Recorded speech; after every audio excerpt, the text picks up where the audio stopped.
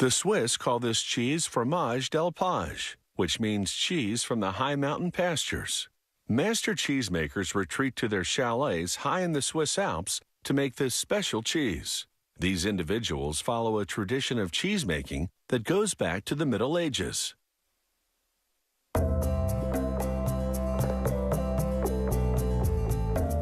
Fromage d'Alpage is produced by cheesemakers who bring their cows high into the Alps for 5 months to this region of Gstaad, Switzerland. In the morning, they milk their cows for about 7 minutes using an automatic milking machine. Each cow produces around 2.5 gallons of milk, which contains water, protein, and fat.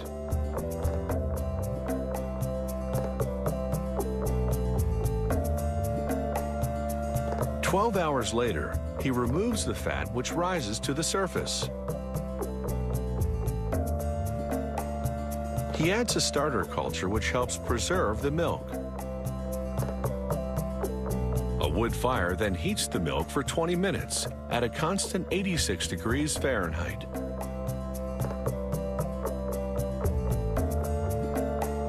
He then adds an enzyme called rennet and more starter culture to the milk.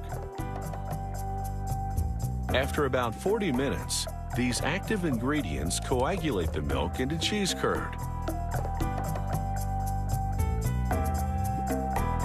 He cuts the solidifying curd into smaller pieces.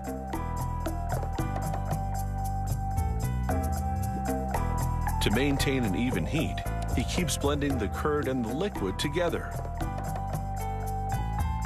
He continues mixing and cutting the curd until the active ingredients separate the curd from the liquid called whey.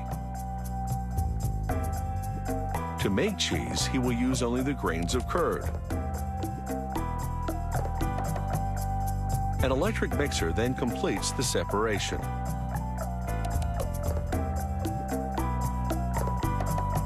He washes his arms and hands thoroughly because any impurities in the cheese would ruin it. After heating the mixture for 20 minutes again, the curd is now the perfect texture for making cheese. Using cheesecloth, they remove the grains of curd.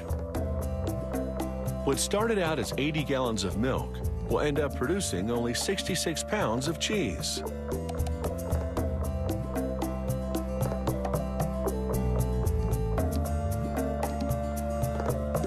The cheesemaker stuffs the sack of curd into a mold and works out some of the whey. He then puts 3 molds filled with curd into a wooden press. And using a wooden block that distributes the pressure evenly, he squeezes out more of the whey.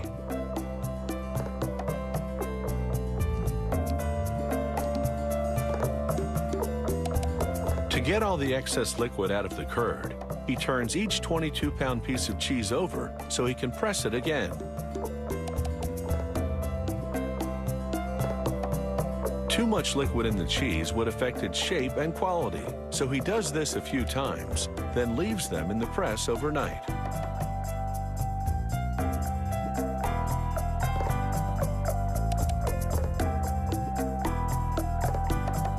The next morning, he trims off the excess cheese created around the edge by the pressing mold. Like every step in this cheese-making process, this work is also done by hand. He soaks the cheese in salt water for 24 hours to conserve, harden, and intensify its taste.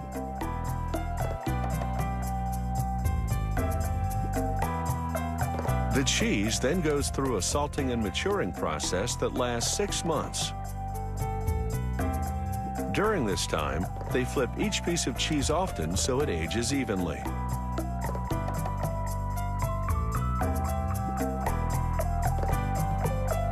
After a final surface cleaning, they put the 22-pound pieces on their sides to air dry. They'll remain edible for at least 10 years. But of course, you don't have to live in the Alps to enjoy the taste of Swiss cheese.